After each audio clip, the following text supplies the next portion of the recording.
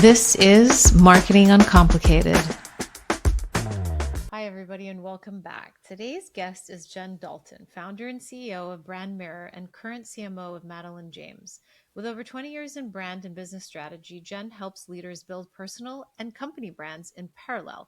We're going to dig into a lot of that. I'm sure all of you are wondering, what does that mean? Without the noise or the ego. She's an author, international speaker, and adjunct professor at Georgetown University. Today, we're talking about personal branding without bragging, becoming a noise breaker, and how to align life's goals with professional goals. Jen, welcome to the show. It's so good to have you. Thank you so much for having me. I'm excited to dive in and talk about personal branding. Yes, I love it. So let's take a step back and just build out the theme. So you've worn many hats: strategist, professor, author, CEO, and you continue to wear those hats. When someone meets Jen Dalton for the first time, what do you actually want them to understand about what you do and why it matters? That's a great question. I started my company 13 years ago, and I sat around the table with some of my marketing girlfriends. I'm not going to lie, we did have a couple of bottles of wine. Yeah. And I said, it was a naming brainstorming session. And I was very clear. I really wanted to talk and work with people who wanted to think about their why and their purpose and what's the impact they're trying to make. Not just what's your passion, go for it, but what do you really know or want to know and you actually have aptitude for? And then basically, how do you monetize that, but make an impact? I think at the time, the number was 82% of people in their career weren't happy. Mm. And I thought, wow, if people could just step back and think about who are they, what's the impact they want to make, wouldn't that be a better place? So, Brand Mirror, my company name, really is about reflecting and stand out, which is also my tagline: reflect, stand out. It's this idea of self awareness first, and then you can really be of service to others. I love this. And this was actually a topic of conversation today with my business coach. We were talking about how starting a business, he said he's never done more self personal work on himself than when he Oh, started his own company. And I said, yeah, our business yeah, is our mirror, and it's yeah, just incredible to see our personal journey happen alongside our business journey happening. Uh, yes. yeah. So with someone like you, I'd imagine, and we'll go through your process in a little bit, but I'd imagine that that is super helpful. You often say personal branding isn't personal bragging, which I love. And what I want to dive into is, what do most people get wrong about personal branding Mm. right out of the gate? Because there is a lot of what the media tells us and what's out in the market. So let's clarify that, because I know that you have a very distinct piece in terms of how you present it. I think the common mistakes, I think people, or misconceptions as well as mistakes. One is that personal branding is about you. And although it is personal branding, 90% of what I hope people share or talk about or provide is to help their audience, right? We've gone through stuff, we've learned stuff, we know stuff, we share it, we coach people, whatever that looks like. It's not saying, I'm the best at this, I'm the best at that. I think if you share case studies and you talk about, here's what I did to make this happen, then inherently you'll convey your value. But personal branding is much more about your audience and what they need to hear, not necessarily what you want to say, and certainly not you talking about yourself all the time. That's my belief. I think some people absolutely are out there talking about themselves. That's not how I approach it. Yeah. I think the second thing, and you probably see this all the time. I was actually talking with someone yesterday about this, and I was chuckling because they were like, personal branding. I was starting to do it earlier this year, and I felt like I had to be in every channel. And there's a really good statistic that I was sharing with her that 40% of people get burnt out by their own personal branding. And by the way, I've been there too, where you're just like, how do I want to approach this? And so I also think people think it means they have to be everywhere all the time. Yeah. And I don't think that's the case either. I think it's be intentional, be thoughtful, be where your audience is, but we don't have to be on every channel all the time talking about all the things. Yeah. And when you say get burnt out through the personal branding, is it in development of trying to uncover really what and who that Mm, brand is? Or is it the process of, to your point, like being everywhere at any given time? Just say, kind of being like the yes yeah. man of like, yeah, I'll be here. I'll go on this podcast. I'll do this, and so on and so forth.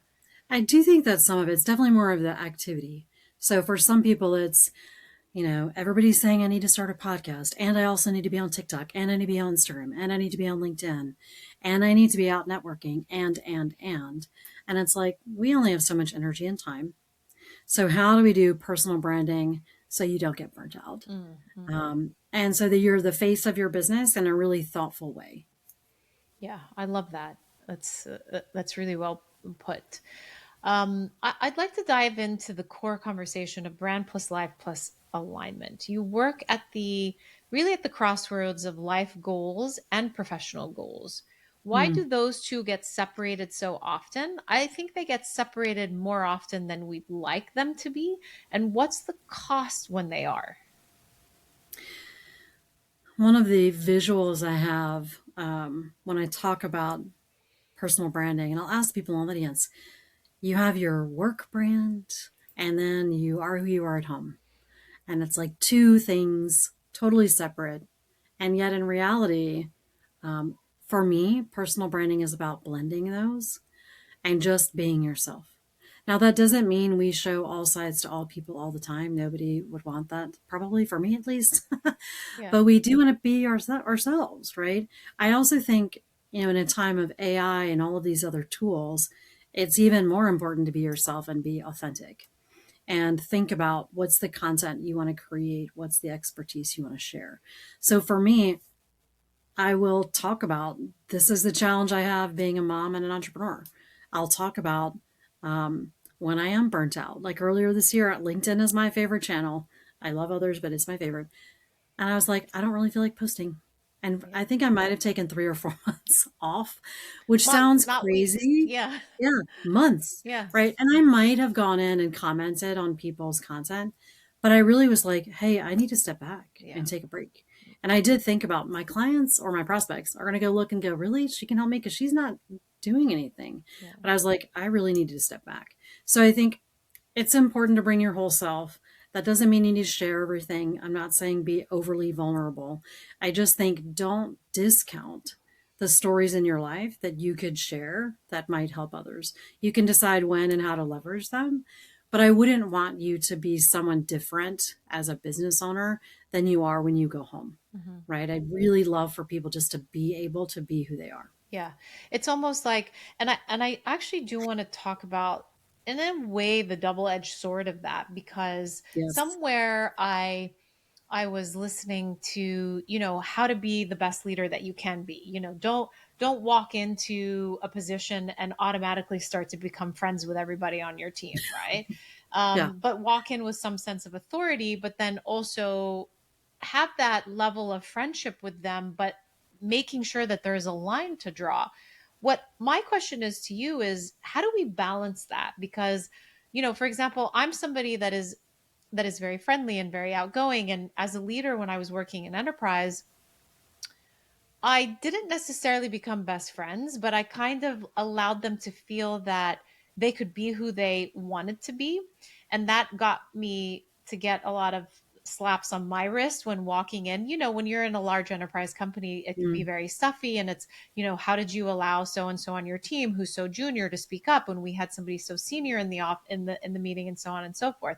But I think that there is value sometimes in listening to different generations and being able to Mm. push those boundaries. But I think it's also hard, um, because if that person and that younger person, or they're coming right out of college, may take it in a different way. She was very level headed, so we never became that close. But then after we both left the company, we had a lot of lunch and dinners and so on. So at what point do you divide, and how do you approach a situation like that? I do love friendships. However, I might reframe it a little bit. Yeah. So when I think of it, I think of building your reputation and your brand as a function of getting people to know, like, and trust you. And so I do think helping people get to know you, right? What do you stand for? What are your values? What do you expect from them? Getting them to like you is you have their back. You give them opportunities like you're talking about, and you also hold them accountable. And so you're providing space for them to develop. You're providing potentially boundaries or a framework that they can succeed in, to let them know, hey, I'm not just asking you to stand up and speak because we're friends. I trust your expertise here. Can't wait for you to present in front of senior leaders. And then we'll talk about it afterwards and I'll give you feedback and we'll go from there. So I think some of it is you can be friendly and we still have to hold people accountable and set expectations. And I think the more transparent we are with that, the more we walk our talk and we show up and do what we say we're going to do, then you build trust. And so I really want individuals to think about whether it's your clients, your prospects, your community leaders, your employees, people you collaborate with, partners. There has to be a level of trust, Yeah. right? And if somebody doesn't deliver something, they don't go back to the like stage. They go all the way back to, gosh, I need to get to know you again. Mm, And so I think it's paramount from a brand standpoint. Trust is one of the number one things that businesses and people have to deliver on. And that the only way to do that is to be consistent, hopefully, and also authentic. yeah. Yeah. Um, and I think friendships can come from that, but then you've got the right Mix. expectations for here's why we're operating this way. Yeah. I love that. Beautifully said, by the way. And I think it just encompassed, sort of the case study of what I was going through and how do you really wrap that in nicely to have that, tug and push or pull and tug, whatever that saying is, in between that friendship and, we are in a team together. We are delivering. We have to, deliver the best of the best in front of leadership. And, I am your reputation, you are my reputation, and so on. Yes, love that. Hmm. Absolutely. And it's a bit like with kids, like Yeah. I'm not my kids' friends. I mean, I will be friendly with them. I'm their parent first and foremost. Yes. I love sitting with them and having deep conversations. However, it is a specific relationship. Yes. And you just have to be very mindful also when you're leading people that the lines don't get blurred, because that's when um, mistakes happen, or communication breakdowns, expectations aren't set right, Yeah. etc. And then it gets just a little too lax. Yes, it just gets messy. Yes. Yes. Let's talk a little bit about building a personal brand and a company brand in parallel. Where do leaders typically have a tendency to trip when trying to do both at the same time? And Mm. let's dig into a little bit about the process of how you build those in for them in parallel. So I think it depends on the stage of your business and it depends on your leadership position. But let's start with startup. Most people, and I can speak for myself, I was 10 years in the corporate world, so actually had done zero personal branding, as in intentionally managing it. I just did my job, did it well, and got recognized. However, when I went to start my business, that's all I had to work with. I Yeah. hadn't, like, LinkedIn was not really a thing at that point, and so I really had to step back and think about, how do I leverage my reputation as an individual to build this business called Brand Mirror. And so I think in the startup phase, for a lot of people, it ends up being your personal brand that's sort of the social capital to launch your business. And you also, I mean, here's a big question I want people to think about. What are you doing with your business later? Are you going to sell it? Are you going to keep it? Do you want to have people work for you? Because that also might change how you brand your business. Like, I could have branded my company Jen Dalton Branding. Yeah. And people might have been like, I don't really want to work for Jen Dalton, but I would love to work for a company name that feels big, where maybe I could be an owner one day, right? And so I think our brands, company and personal, play different roles. So as a startup, it's more personal, and then you're building the business brand. When you go to grow and really start getting cash flow, it is a mix of both, right? You, as the face of the business, want to be out networking, maybe speaking, maybe being on podcasts, but you want to be able to generate business, and you want your business brand to be visible. So when you decide potentially to hire people, not everybody wants to do that, which is totally fine. Yeah. But if you do want to hire people, you need to know, what's the company stand for? What are our values? Who do we want to hire and why? What's the culture we're building? And your personal brand often might influence and should influence that, hopefully. Um, and then I think as you scale, there is this healthy tension, right? I have a 2x2 where I look at size of the personal brand. Is it like well known or not? and of the business brand, well known or not. Hmm. You look at somebody like an Oprah. Oprah's personal brand is bigger than her company brand, although most people know Harpo and others. That might be okay, but that does limit the, I mean, if somebody were to buy Oprah's company, they would pay a lot of money. But for people who are not Oprah, Yes. if your personal brand is bigger than the business brand, that might make it harder for someone to pay you more money because all of that visibility is wrapped up in the CEO who is going to leave if the company gets bought. Yeah. Well, it's almost And like when so she's that's no the longer tension. here, what's the legacy? Exactly. Yes. How do we continue the legacy of Oprah Yes. within a company that really essentially was her, you know? Right. And so I think, at some point, and I hope people think about it first, but if you haven't thought about it yet, today's the first day you should think about it, which is what brand do you need to get the most value out of the business if you're going to sell?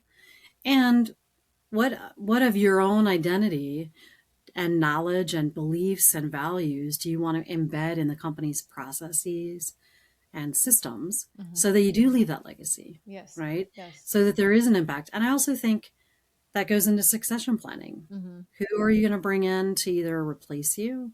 Who do you bring in as your leadership team or your client facing employees? Because they also have to have good personal brands.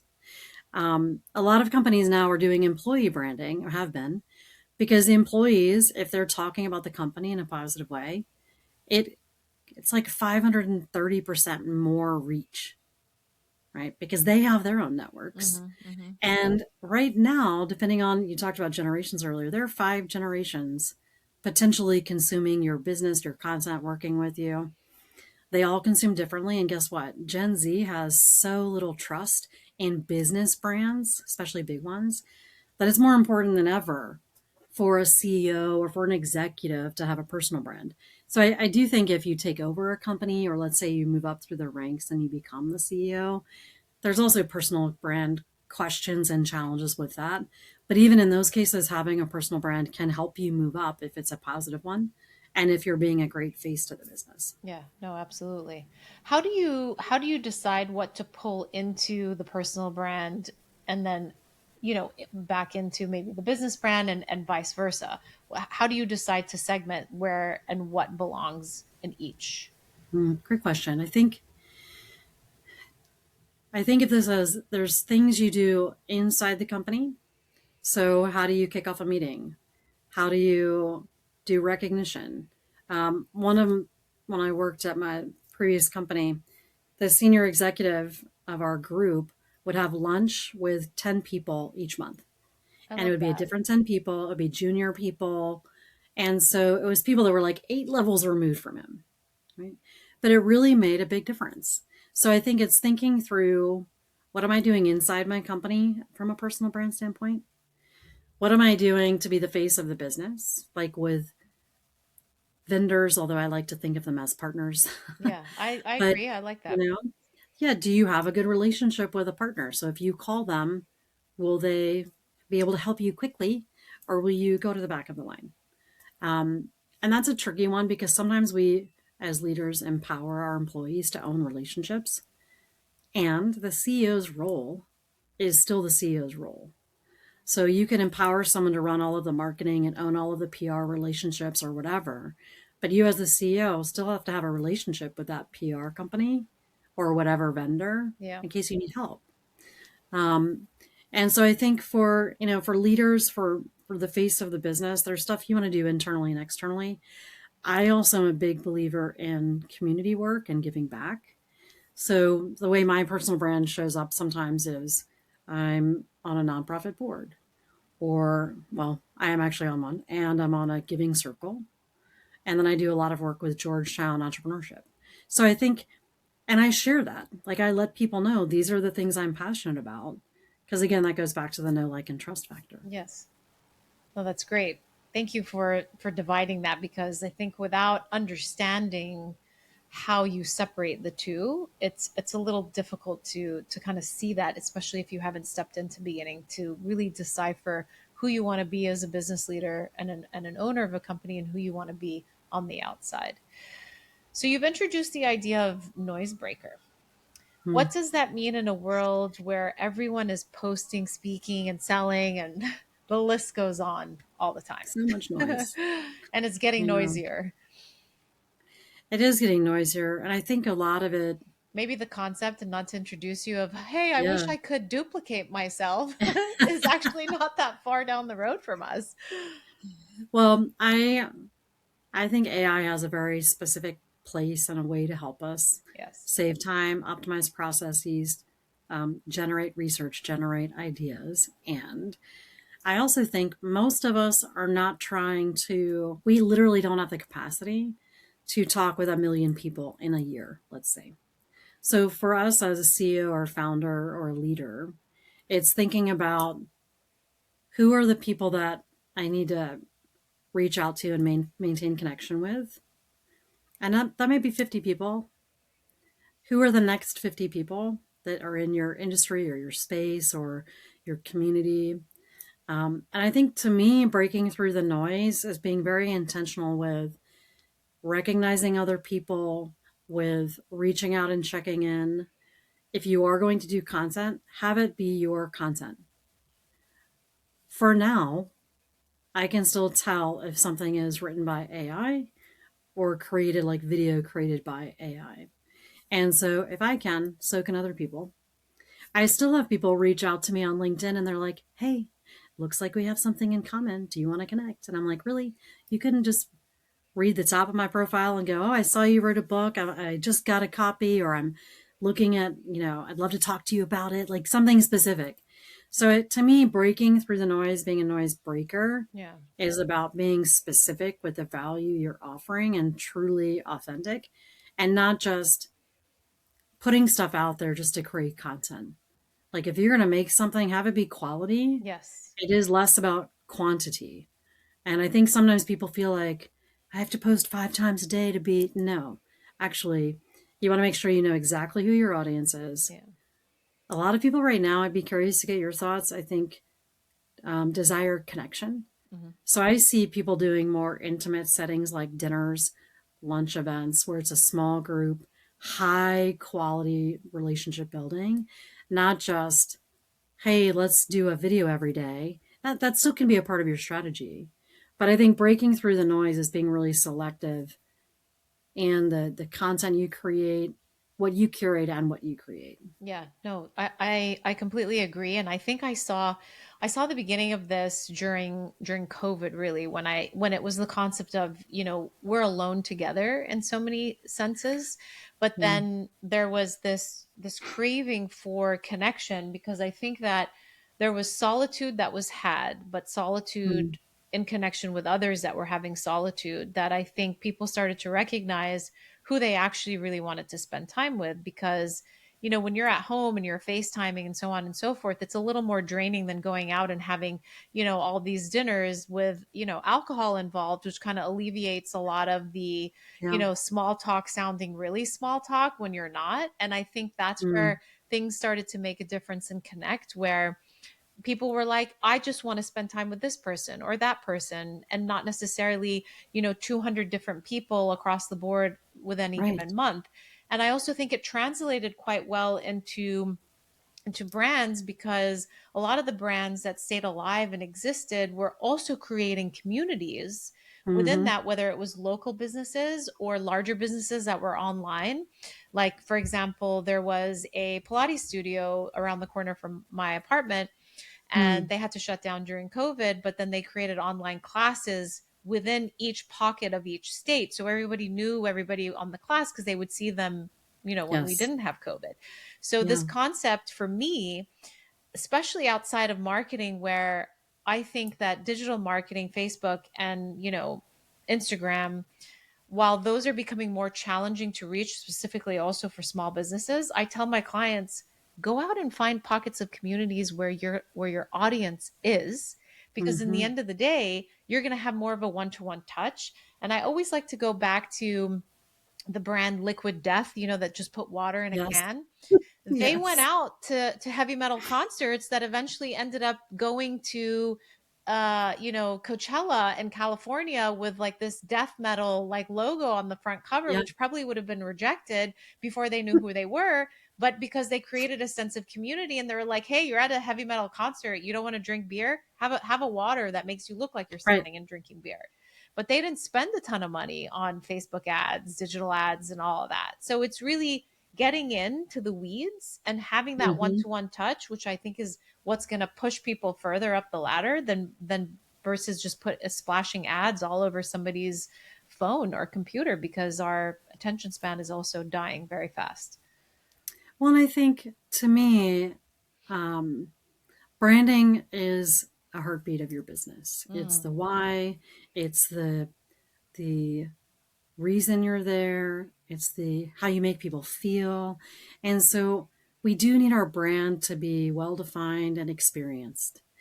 And to me, marketing is you like my brand well enough that when I ask you to do something, you do it, mm. right? So if I remember for quite a while, I would look at Liquid Death and I'd be like, what is it? What is that drink? And I'm not surprised they had to go out in the community because they had a hard time at first because people thought it must be alcohol, not Mhm, water, right? Um, because the graphic and the visual is so striking. mhm. And anyways, so I think for all of us, it is about community and connection. People have a much higher threshold for how they spend their time and how they spend their energy. And so I think being in a space where it can be informal and you can really have deep connections, each brand has to figure out how do you want to do that. It could be an appreciation thing you do once a year where you bring people together. It could be a quarterly event where you collaborate with two or three other thought leaders and you bring people together. I mean, there's lots of ways to do it. I just think that um, taking time and thinking about in 2026, how can I work with intention, build a brand that really has this heart behind it, and very specific marketing campaigns where it feels one, like you're including people, and two, that it's something cool that people want to go to, Yeah. right? People do want experiences. They don't want to just go to another networking event. And so for each of our brands, we have to figure out what are the most high value touch points because it's not 1,000. We can't manage that as businesses. Maybe it's three or four or five. And that the CEO, like for example, if you're a CEO and you hire a person or your company hires someone, do you have them interview you for the company podcast? Do you interview them as the first guest on the company podcast? Like most people don't do that. And that would be pretty cool. But again, we have to think about how do we stay approachable? How do we keep that know, like, and trust factor? Mm, yeah, completely agree. Can you give us an example of a leader or brand you've worked with who cut through that noise, not by being louder, but by being clearer, as you mentioned? You don't need to give Well, I us the think, name, but maybe the industry. yeah. Um, there's a fantastic company called Career Scope. I'll go ahead and share. It's Yeah. been several years since I've worked with them.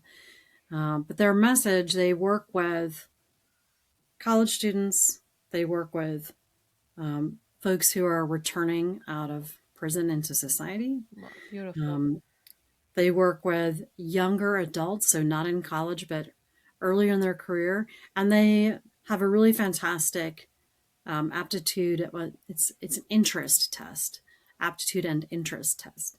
It basically helps people figure out what can you naturally learn and what are you interested in and how do we find the roles that help you with that. Hmm. And so the Washington Business Journal, the publication here in DC, had written an article in December a few years ago about how it's challenging for people leaving prison coming back into the workforce. Now, at that time, that was during COVID, and this is still true, there was a talent gap, and we needed more people in the workforce, and we still do. And yet, there are lots of policies and laws at companies that say if you've ever been incarcerated, you cannot, have a job. Mm. But companies in certain districts were starting to loosen that and finding really great talent. And so that article came out in December, and it was a very strategic thing. All we did I got the article in my, like, I had the newspaper in my kitchen looking at it, physical paper. Um, and I said, all right, we need to tag the author of the article. We need to have a response ready. And we need to talk about, hey, our company does this. Here's how this works. And so that was a very specific way to break through the noise. And they were the company, and the CEO, Jamie McIntyre at the time, was featured in Washington Business Journal in January for free. And so when I think about breaking through the noise, I also think it's an example like that, Hmm. where it's creating a very specific opportunity in a specific way, which means you just have to be listening and paying attention and time when you can jump into the conversation. And if the conversation isn't happening, how do you start a conversation? Because that's also, in my mind, a role that a brand and a leader can play too. Mm. What are the conversations that should be happening in your industry or in your field that aren't? And is that a place where your company can step up and take a position and really be sort of a guide or a light, if you will, in that space? Thank you. One of your books is the intentional entrepreneur. Sorry, I got tongue twisted Yes. there. What does intentionality look like in branding when someone feels overwhelmed or unsure exactly where to start? Because as we, backtrack on the conversation when we talked about, being exhausted through your brand, Mm. how do you navigate that? Speaking from experience, and also just, I think, um, The Intentional Entrepreneur, I wrote it in 2016. Hmm. And that word has just become like a firebrand of a word, intentional, intentional. You hear it all the time now. And I think right now, like if people are looking into 2026 and maybe you felt burnt out, or maybe it's, holy smokes, I have to do one more thing. What? I have to manage my personal brand too.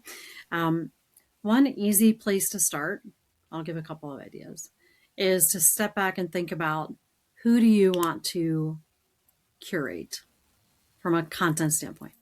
Now, it could be recognizing people, right? One thing CEOs can do, or business owners, give shout outs on social media to your partners, to your employees, recognition of big projects, recognize people you collaborate with. That goes a long way, and you're not talking about yourself, Hmm. right? Obviously, you need to genuinely mean it. However, that's fantastic. That's an easy place to start. It's low hanging fruit. It could be writing recommendations for people you've worked with, Google reviews, whatever. Start small, but that does give you a dopamine hit, by the way. So it's a good thing, right? It's like a gratitude practice. Hmm. Um, I do think picking the 10 to 20 people that you might want to curate or amplify yourself. Maybe there's someone that you like, that writes at HBR or HGTV, whatever, right? Pick the thought leaders in your space. Maybe it's, Brene Brown, or people you look up to. Justin Bariso was one that I read a lot of his content. He's really good about emotional intelligence and EQ.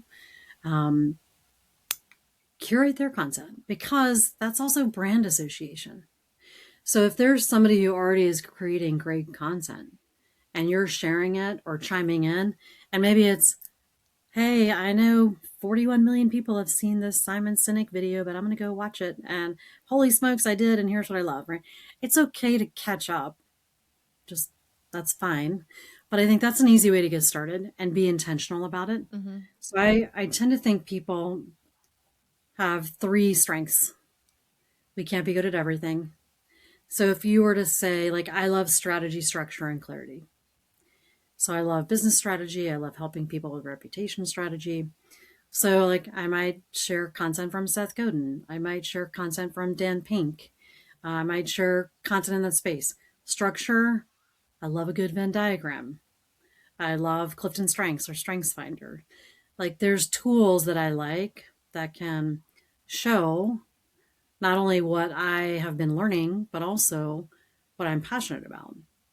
So I think it's important, think about, what are you trying to have be known for with your Hmm. personal Hmm. brand or the company brand, Mm. and share content that supports that. Yeah. And then once you've done that, if you've started recognizing, you've started sharing, you might get into a rhythm where you go, you know what? I feel like I could talk about this now, right? I could give a shout out to, or I could do a collaborative effort, a podcast. I could jump on a podcast, or I could do a panel and build your personal brand that way. Or Mhm. you could just write something. Hey, as we kick off the new year, here's my one word for the year. I'll let you know how it goes later in the year, right? I think going back to the first question you asked at the very beginning, one of the misconceptions I think people have or misunderstandings is that it has to be complicated. Building your personal brand, you can take really baby steps and just start building your skill set at it and your confidence. Like recognition is one of the easiest things, and we can do it. We just have to set aside time. Mm. So don't think that your personal brand, building it means you have to launch a podcast or write a book or any of these things. You can start small. I love it because I think, thank you for saying that, because I think a lot of people, once they dive into things, they have this list that's maybe 20 or 30 lines long and all of these Yes. things that I need to do. But it's just pick one or two of those and start. Just start. Don't overwhelm yourself. Just 100%. start. Just begin. And once you begin, then you can start to, to build up and so on.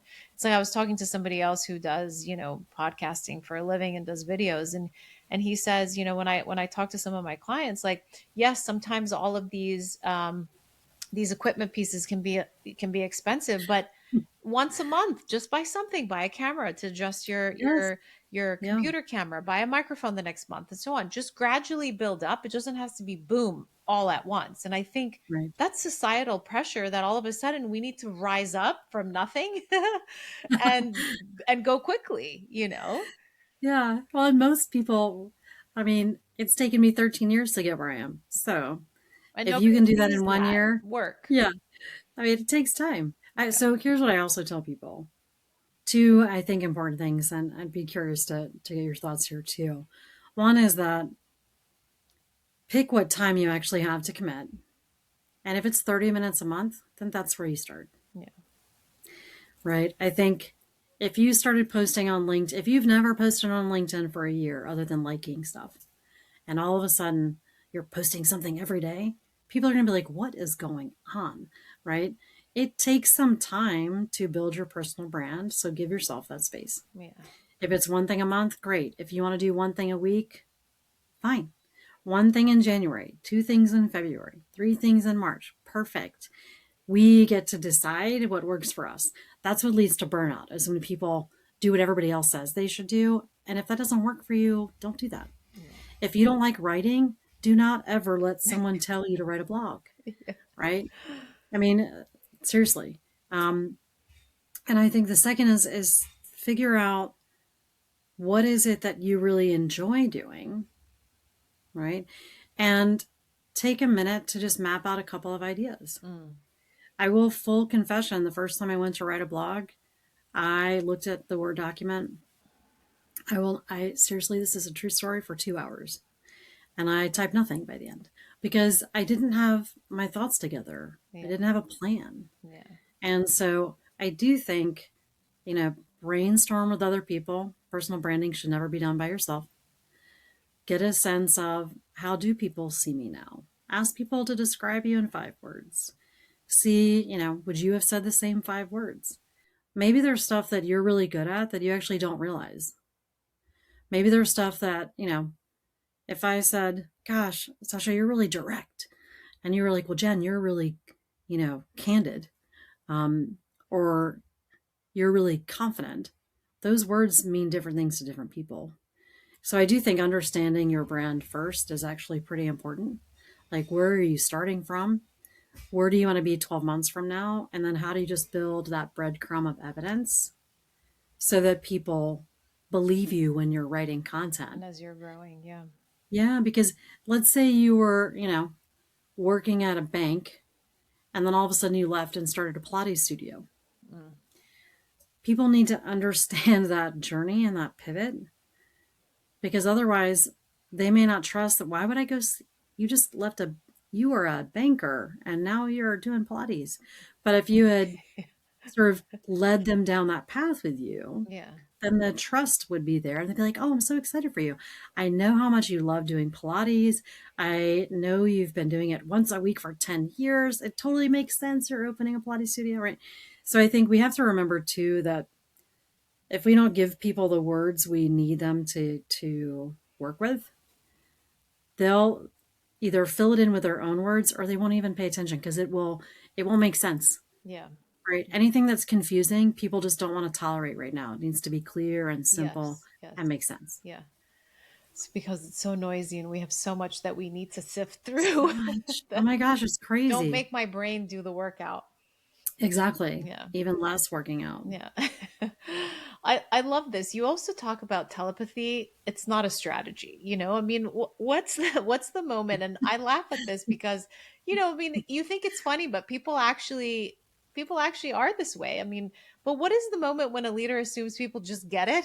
And how can they fix that? I mean, they're like, oh, they're just going to understand it. And, a lot of the times, even with like, as you said, we need to choose our words. Like when I have clients that are beating a dead horse on a headline on their website, I'm like, you're Mm, overcomplicating. If you sell bikes, tell people you sell bikes, not the wind that's going to blow through their hair when they're on the bike. And I repeat this all the time because it's so obvious. It's yeah. not like, a headline of a bike website that says the sea breeze felt on your face on a clear sunny day. What? That could be sunscreen, that could be a hat, Right. that could be anything. See you at the beach and you're like, what? Yeah. No. Yes.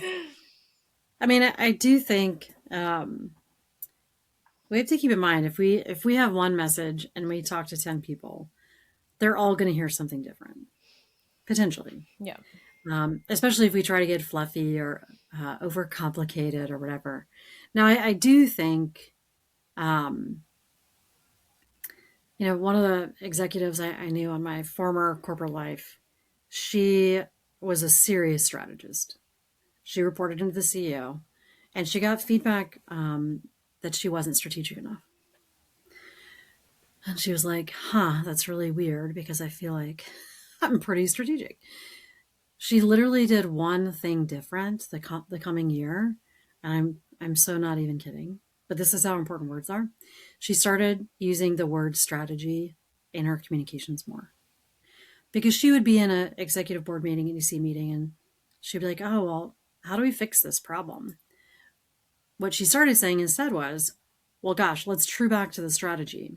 How will changing these tactics impact our strategy? Do we need to realign our strategy with the decision we're now making?" Because people hear words. And if you aren't ever saying the word strategy, or if you're not ever saying the word bike, right, like you were just saying, people aren't going to hear that word. Yeah. The reason I say telepathy is not a strategy is you are awesome. And if you're not able to communicate exactly what value you bring, it's nobody else's job to figure that out on your behalf. We don't have bandwidth for that. Yeah. Like you said, we're busy focusing on a problem. So if you can tell me, hey, if this is a problem, I can help you, that's very clear messaging. I do think I like structure. I said earlier, I like threes, although I occasionally have a framework with five and six, but usually threes. Um, there's functional messaging like, hey, come get a great bike, or come work with someone who will do your financial planning. That's a very specific thing. There's value add messaging, which is sort of elevating to the next level. Maybe it's an electric bike so you can bike into the city and not have to get tired. You'll bike some and your electric bike will kick in and you'll get there faster, and yet you'll still get the bike experience. You'll still get a workout, but you won't be totally sweaty, right? Like there's all kinds of value add there. But then there's the emotional thing, which is, hey, get outside. It's good for you, right? Consider this transportation even once a week improves your health by blah, blah, blah. Now, that is how do we make people feel when they're working with us, when they're riding the bike, whatever it is. And so I also think if we're thinking about our branding, assess your messaging against competitors, whether it's personal brand competitors or company, just to get a sense of, am I messaging functionally? Like, am I just talking about literally what I do? Am I talking about the value we add? And then am I thinking about what's the why behind people choose to work with us? How are we making them feel? How are we impacting their life?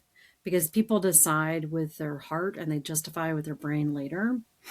And so it's important just to acknowledge that although we want to keep it simple, we also need to meet people from a messaging standpoint on a few different levels. Hmm. Lots of times I think people stop on the functional level. Here's exactly what I do. And it's like, well, yes. And what makes you different? Why would I buy from you? What is it that's unique or different? And that can be an important and yet challenging exercise sometimes to sit down and think about, well, how am I different? Trust me, you are. We just may not have uncovered it yet or found the right words yet. Hmm. But that's where getting feedback, if you're a leader and you're hammering this one message and people aren't getting it, that you ask for feedback. One of the first things I did, and I won't tell the full story, although I'm happy to, but it's mainly just me laughing at myself.